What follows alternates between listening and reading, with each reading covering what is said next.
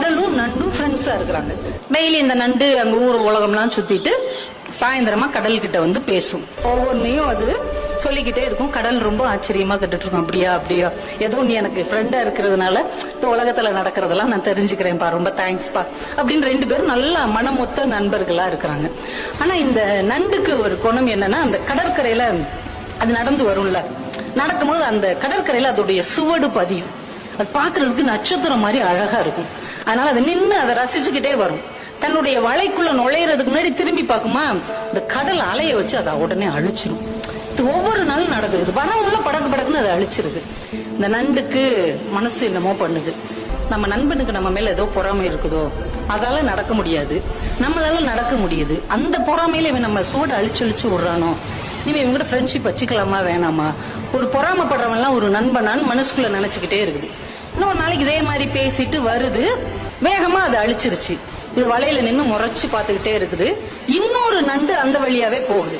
சரி, நம்ம சூடத்தான் இவன் அழிக்கிறான், அந்த எதிரியோட இன்னொரு நண்டோடைய சுவடை அழிக்கிறான்னு பார்ப்போம்னு பார்த்துக்கிட்டே இருக்குது. அந்த நண்டோடைய சுவடை இதை அழிக்கவே இல்லை. அந்த நண்டு ஹாயா நடந்து அந்த பக்கம் இருக்கிற ஒரு வலைக்குள்ள போகுது. இதுக்கு செம்ம காண்டாயிருச்சு. உண்மையிலேயே இவன் நம்ம மேல மட்டும்தான் பொறாமப்படுறான் அப்படின்னு நினைச்சுக்கிட்டு இருக்கும் போதே அந்த வழியா ஒரு நரி வருது. இந்த நண்டு நடந்து போன அந்த சுவடு இருக்கு இல்லையா, அதை அப்படியே ஃபாலோ பண்ணிக்கிட்டு போய் வலையில இருக்கிற நண்டை கவக்குன்னு பிடிச்சி தின்றுச்சு. இப்பதான் இந்த நண்டுக்கு ஒரு விஷயம் புரிஞ்சது.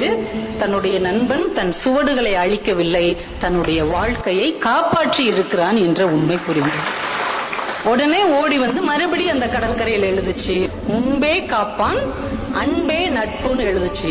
அதையும் அந்த கடல் படிச்சுட்டு உடனே அழிச்சிருச்சு. தன்னுடைய நட்பு கெட்டாலும் பரவாயில்லை, நண்பன் கெடக்கூடாது என்று யார் நினைக்கிறார்களோ அவர்கள் தான் உண்மையான நண்பர்கள். அப்போ உண்மையான நண்பர்கள் உங்களை சுற்றி இருக்கிறாங்களா அப்படின்னு பாருங்க. அப்படிப்பட்ட உண்மையான நண்பர்கள் உங்களுக்கு அமைந்தார்கள் என்றால் அவர்களை தக்க வைத்துக் கொள்ளுங்கள். ஏன்னா நம்ம வாழ்க்கையில ரொம்ப தடுக்கி விழுகிற இடம் இந்த நட்பாகத்தான் இருக்கும். இந்த நட்பு நல்ல விதமா அமைஞ்சிச்சுன்னா நீங்க வாழ்க்கையில வேற உயரங்களுக்கு நீங்க போக முடியும்.